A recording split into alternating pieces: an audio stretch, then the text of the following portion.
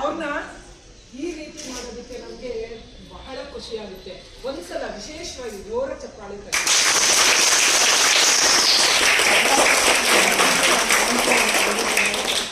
ಮಾಡಿದ್ದು ಸಂಕ್ರಾಂತಿ ಹಬ್ಬ ಎಲ್ರಿಗೂ ಗೊತ್ತಿದೆ. ಅವರೇ ಪ್ರತಿ ಹಬ್ಬ ವಿಶೇಷವಾದ ಹಬ್ಬಕ್ಕೆ ಬಂದು ಅಲ್ಲೊಂದು ಪ್ರೋಗ್ರಾಮ್ ಮಾಡ್ತಾರೆ. ಹಾಗೇನೆ ನಾಳೆ ಸಂಕ್ರಾಂತಿ ಆಗಿರೋದ್ರಿಂದ ಗಾಳಿಪಟ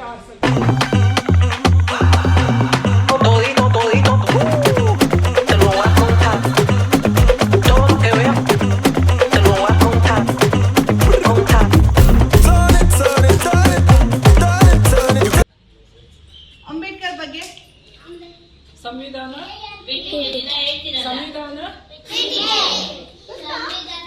ಅವ್ರನ್ನ ಏನೋ ಕರಿತೀವಿ, ಸಂವಿಧಾನ ಶಿಲ್ಪಿ. ತೊಂದರೆ ಇಲ್ಲ. ಸೊ ಅಂಬೇಡ್ಕರ್ ಅವರು ಅಂಬೇಡ್ಕರ್ ಅವ್ರ ಬಗ್ಗೆ ಒಂದೇ ಒಂದು ವಿಷಯ ಹೇಳಿ. ಏನಾದ್ರು ಹೇಳಿಲ್ಲ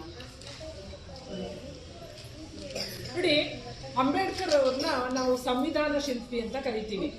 ನಮ್ಮ ಒಂದು ಸರ್ಕಾರದ ನಿಯಮಗಳು, ಆ ಕಾನೂನುಗಳು ಯಾವ ರೀತಿ ಇರಬೇಕು, ಹೇಗಿರ್ಬೇಕು ನೋಡಿ. ಸಂವಿಧಾನ ರಚನೆಯಾಗಿ ನಮ್ಗೆ ಸ್ವಾತಂತ್ರ್ಯ ಬಂದು 70-75 ವರ್ಷಗಳ ಆಗೋದ್ರೂ ಆ ಕಾನೂನಲ್ಲಿ ನಾವೇನು ಬದಲಾವಣೆ ಮಾಡೋ ತರ ಇಲ್ಲ. ಅಷ್ಟು ಮುಂದಿನ ಒಂದು ಜಾಗೃತಿಯನ್ನ ಇಟ್ಕೊಂಡು ಅವರು ಮುಂದಾಲೋಚನೆಯನ್ನ ಇಟ್ಕೊಂಡು ಒಂದು ಸಂವಿಧಾನದ ಕರಡನ್ನ ಸಿದ್ಧಪಡಿಸಿದ್ದಾರೆ. ಅದು ನಮ್ಗೆ ಹೇಗೆ ನಾವು ನಮ್ಮ ಇದರಲ್ಲಿ ರಾಮಾಯಣ ಭಗವದ್ಗೀತೆ ಮುಖ್ಯ ಗ್ರಂಥ, ಪವಿತ್ರ ಗ್ರಂಥಗಳು ಅಂತ ನಾವೇನು ಹೇಳ್ತೀವೋ, ನಮ್ಮ ಸರ್ಕಾರಕ್ಕೆ ಅದು ಗ್ರಂಥ ಇದ್ದಾಗೆ. ಅದು ಸಂವಿಧಾನ ಗ್ರಂಥ. ಅವರು ಸ್ವಾತಂತ್ರ್ಯದ ಕಾಲದಲ್ಲಿ ಇದ್ರು. ಅವ್ರೇನು ಅಂದ್ರೆ ಪ್ರಚಾರ ಕಾರ್ಯದಲ್ಲಿ ತಮ್ಮನ್ನ ತಾವು ತೊಡಗಿಸ್ಕೊಂಡು ಬಹಳಷ್ಟು ಕೆಲಸವನ್ನ ಮಾಡಿದ್ದಾರೆ. ಮತ್ತೆ ಈ ಅಸ್ಪೃಶ್ಯತೆ ಅನ್ನೋದೇನಿತ್ತು, ಆ ಅಸ್ಪೃಶ್ಯತೆ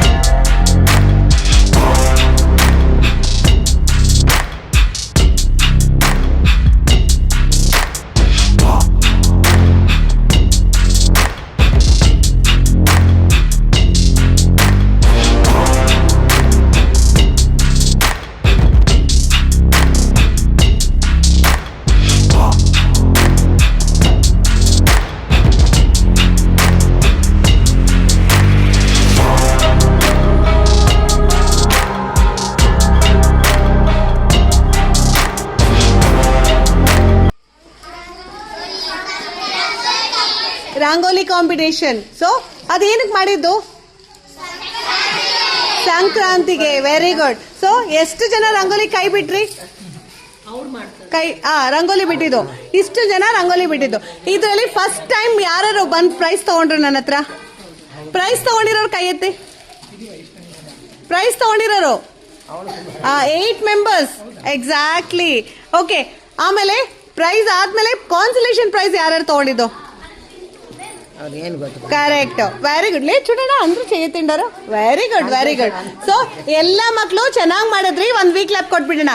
1 2 1 2 3 1 2 1 2 3 1 2 1 2 3. ಸೂಪರ್. 3 ಸತಿ ಮಾಡಬೇಕು. ಸೊ ಎಲ್ಲ ಮಕ್ಕಳು ತುಂಬಾ ಚೆನ್ನಾಗಿ ಮಾಡಿದ್ದೀರಾ. So very good. ಹಾಗೆ ಈ ಅವಕಾಶ ಕೊಟ್ಟಿರೋ ನಮ್ಮ ಇಂದ್ರಾ ಮ್ಯಾಮ್ಗೂ, ಆಮೇಲೆ ಶಕುಂತಲಾ ಮ್ಯಾಮ್ಗೂ, ಹಾಗೆ ಇಲ್ಲಿ ಲಕ್ಷ್ಮಿ ಮ್ಯಾಮ್ಗೂ ಅವ್ರಿಗೊಂದು ವೀಕ್ ಲ್ಯಾಪ್ ಕೊಟ್ಬಿಡೋಣ.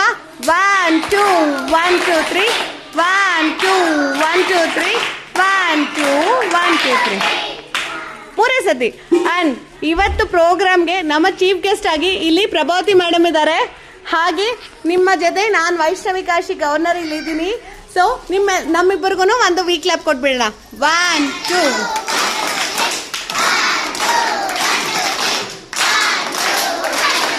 Okay friends, thank you so much. Aunty ನಿಮಗೆ ನೆನೆಸ್ಕೊಳ್ಬೇಕು. ಯಾಕೆ ಹೇಳಿ ನೋಡೋಣ. ನೆನ್ಸ್ಕೊತಾರೆ. ತಗ್ಗು ಎಲ್ಲ ಇತ್ತಲ್ವಾ, ನೀವು ಊಟಕ್ಕೆ ಕೂತ್ಕೊಳ್ಳೋಕೆಲ್ಲ ಕಷ್ಟ ಆಗ್ತಿತ್ತಲ್ವೇನ್ರು? ಅದನ್ನ ಈಗ ಸಂತಟ್ಟಾಗಿ ನೀವೆಲ್ಲ ಒಟ್ಟಿಗೆ ಕೂತ್ಕೊಂಡು ಒಳ್ಳೆ ಗುಂಪಾಗಿ ಒಳ್ಳೆ ಆಯತಾಕಾರದಲ್ಲಿ ಕೂತ್ಕೊಂಡು ಚೆನ್ನಾಗಿ ಊಟ ಮಾಡ್ತಿದ್ದೀರಲ್ಲ, ಇದಕ್ಕೆ ಕಾರಣಕರ್ತರು ಯಾರು ಗೊತ್ತಾ? ಯಾರು ಇದನ್ನೆಲ್ಲ ಅವ್ರನ್ನ ನೋಡಿ. ಯಾವುದೇ ಕೆಲಸ ನಮ್ಗೆ ಹಣ ಎಷ್ಟೇ ಇದ್ರೂ ನಮ್ಗೆ ಅದು ಶಾಶ್ವತವಾಗಿರಲ್ಲ. ಈಗ ಇದನ್ನ ಎಷ್ಟು ಶಾಶ್ವತವಾಗಿ ನೀವು ಮುಂದೆ ನಿಮ್ಮ ತಮ್ಮಂದಿರು ತಂಗಿದಿರು ಬಂದು ಇಲ್ಲಿ ಓದ್ಕೊಂಡು ಹೋದ್ರು ಅವ್ರ ಹೆಸರು ಏನಾಗ್ತಾ ಇದೆ, ಶಾಶ್ವತವಾಗಿ ಉಳ್ಕೊಳ್ಳುತ್ತೆ. ಹಂಗೆ ನೀವು ಅಷ್ಟೇ ಮುಂದೆ ದೊಡ್ಡವರಾದ್ಮೇಲೆ ಒಂದು ಕೆಲಸಕ್ಕೆ ಸೇರಿದ್ಮೇಲೆ ಹಣ ಸಂಪಾದನೆ ಮಾಡಿದ್ಮೇಲೂ ಕೂಡ ನೀವೇನ್ ಮಾಡ್ಬೇಕು, ನಿಮ್ ಕೈಲಾದ ನಿಮ್ಗೆ ಎಷ್ಟು ಸಾಧ್ಯನೋ, ಅಯ್ಯೋ ನಾನು ದೊಡ್ಡ ಮಟ್ಟದಲ್ಲೇ ಮಾಡಿ ಅಂತ ಹೇಳ್ತಿಲ್ಲ, ನಿಮಗೆ ಕೈಲಿ ಎಷ್ಟಾಗುತ್ತೋ ಅಷ್ಟದನ್ನ ದಾನ ಧರ್ಮ ಮಾಡೋದು, ಒಬ್ರಿಗೆ ಯಾರೋ ಒಂದು ಹೆಲ್ಪ್ ಮಾಡೋದನ್ನ ಅಭ್ಯಾಸವನ್ನ ರೂಢಿಸ್ಕೊಳ್ಳಿ. ಆಯ್ತಾ? ನಮ್ಗೆ ನಾವು ವಿದ್ಯಾರ್ಥಿಯಾಗಿದ್ದಾಗ ಯಾರೋ ಬಂದು ನಮ್ಗೆ ಸಹಾಯ ಮಾಡಿ ನಾನು ಚೆನ್ನಾಗಿ ಓದಿ ಕೆಲಸಕ್ಕೆ ಸೇರಿದ್ದೀನಿ, ನಾನು ಕೂಡ ಈಗ ಮುಂದೆ ನಾನು ಒಂದು ಹೆಲ್ಪ್ ಮಾಡ್ಬೇಕು ಅನ್ನೋ ಮನೋಭಾವನೆ ಬೆಳೆಸ್ಕೊಳ್ತಾ ಹೋಗಿ. ಆಯ್ತಾ? ಈಗ ನಮ್ಮ ಶಾಲೆ ಪರವಾಗಿ ಅವ್ರಿಗೆ ತುಂಬಾ ಇದನ್ನ ಮಾಡ್ಕೊಟ್ಟಿದಾರಲ್ಲ, ಅವ್ರಿಗೆ ತುಂಬ ಹೃದಯದ ಶಾಲೆಯ ಪರವಾಗಿ ಹಾಗೂ ವೈಯಕ್ತಿಕವಾಗಿ ನಿಮ್ಮೆಲ್ಲರ ಪರವಾಗಿ ವಂದನೆಯನ್ನ ಹಾಕ್ತೀನಿ. Thank you so much ma'am, thank you so much.